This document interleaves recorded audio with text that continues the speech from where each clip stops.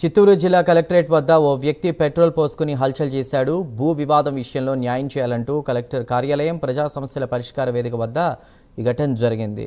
సాయి కుమార్ అనేటువంటి వ్యక్తి ఒంటిపై పెట్రోల్ పోసుకుని నిరసనకు దిగాడు. పోలీసులు అప్రమత్తం అవడంతో ప్రమాదం తప్పింది.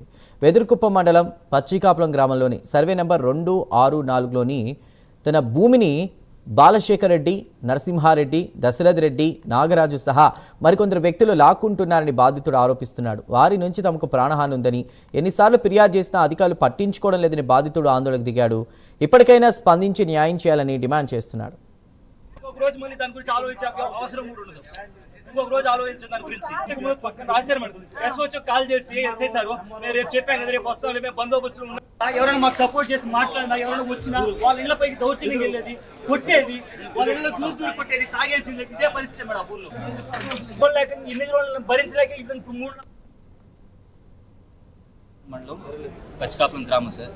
పచ్చికాపులం గ్రామం లెక్కదాకలో సర్వే నెంబర్ 264లో 264లో 8 ఒక ఎకరా 16 సెంట్లు, ఒక ఎకరా 32 సెంట్లు భూమి మా నాన్న పేరు మీద ఉంది సార్. అది తరతరాల నుంచి వస్తున్న ఆస్తి. ఆ ఆస్తిలో ఇదివరకే ఒకసారి దశరథ రెడ్డి అనే అతనితో 264-2లో జాయింట్ భూమి సార్. అతనితో ఒకసారి సమస్య అయినప్పుడు మేము కోర్టుకి వెళ్ళాం సార్ 2012లోనే. కోర్టుకి వెళ్ళిన తర్వాత 2017లో జడ్జిమెంట్ వచ్చింది. జడ్జిమెంట్ తీసుకున్నాము.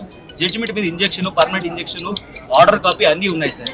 దీనిపైన సబ్ డివిజన్ చేసి చేసి లేదు సార్, జరుగుతున్నాయి, రీసర్వేలలో చేసిస్తామని చెప్పారు సార్. అప్పటి వరకు ఓపికగానే ఉన్నాం.